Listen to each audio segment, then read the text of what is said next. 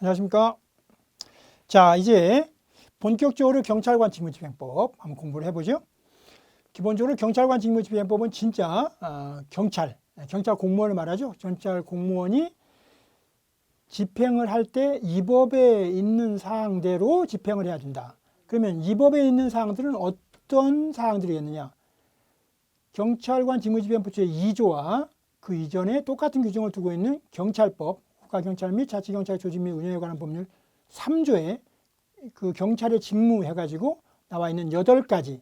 그 8가지의 직무는 경찰은 당연히 할 수 있는데 그 업무 중에 국민의 권리 의무에 관해 중요한 사항. 국민의 권리 의무에 중요한 사항이 뭐겠어요? 권리를 제한하거나 의무를 부과하는 사항. 그런 사항의 업무를 집행할 때는 이 법에 정해져 있는 대로 하라. 이런 얘기입니다. 이 법에 정해져 있는 대로 하라. 그 내용이 이제 우리가 살펴볼 경찰관 직무집행법의 주요 내용이에요.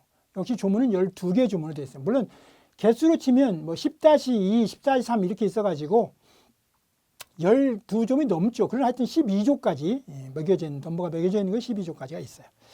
자, 이미 설명되어 있는 것들은 간단히 이렇게 한번 보면서 가고요. 이제 새로운 설명이 나오면 자세하게 하면 되겠죠.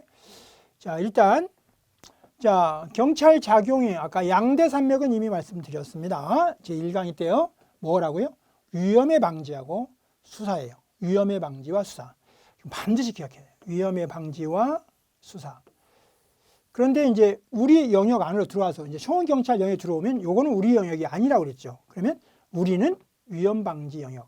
즉 위험 방지. 그 말은 무슨 말이냐면 경찰관 직무집행법에는 위험 방지와 수사가 함께 들어가 있을 거 아니에요. 그때 수사는 빼고 위험 방지와 관련된 내용만 우리는 공부하면 돼요. 그죠? 그리고 수사에 관한 내용이라면 그건 시험 범위가 아니고 우리는 수사다 그럼 당연히 땡 틀리겠죠. 첫째, 위험 방지. 그리고 작용이니까 당연히 활동이라고 하죠. 작용이나 활동 같은 말이에요. 그럼 이 말의 의미는 뭐냐? 위험 방지란 결국 공공의 안녕과 질서에 대한 위험. 여기까지가 이제 기본적으로 위험이죠. 공공의 안전과 질서에 대한 위험을 기본적으로 예방이 제일 낫잖아요. 그죠? 나중에 사후에 그걸 수사를 해서 범인을 잡아내는 것보다 더 중요한 게 뭐예요? 범인을 아예 만들지 않는 거. 예방을 해줘요. 예방하고 만약 위험이 실현돼 버리면 이미 그래서 국민의 기본 권리 이런 공공의 안녕이 이미 해쳐졌어요. 그 해쳐졌을 때는 그 발생한 장애 상태, 그죠? 해쳐진 상태를 빨리 제거하는 활동까지요. 그러니까 예방하고 장애를 빨리 제거하는 거. 거기까지가 위험 방지 아니에요?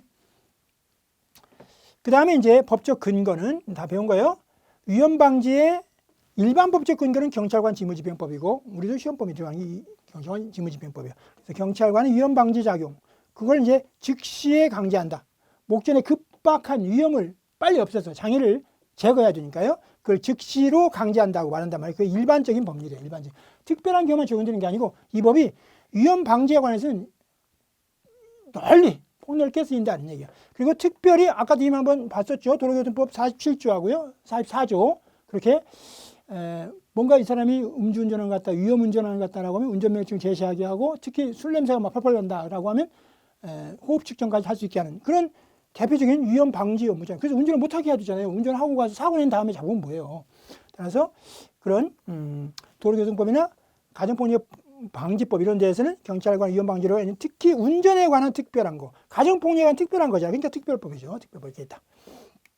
그런데 이제 또 하나의 산이 있는데 그게 수사인데, 자 말씀드린 대로 우리는 경찰관 직무집행법을 형경찰에 준용을 하지만 그거는 그 경비구역 안에 경비와 관련된 항만 구역 안에서 경비에만 관련된 것이지 거기서 우리가 수사를 할 수 있는 건 아니기 때문에 우리와는 해당 사항이 없다는 거죠. 다만 이제 수사란 뭐냐?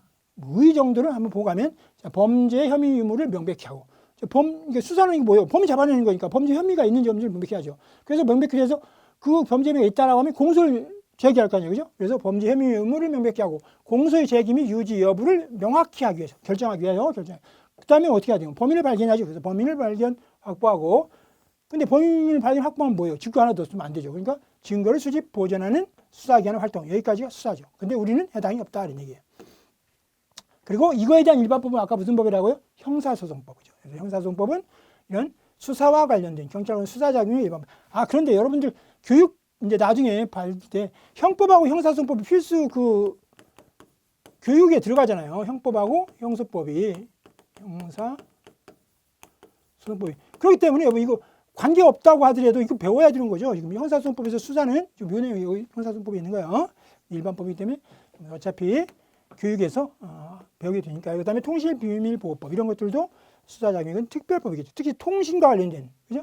그런 내용, 감청 이런 수사 중에 특히 어떤 감청에 해당하는 특별한 영역이잖아요. 그러니까 이게 특별법이 되는 거죠.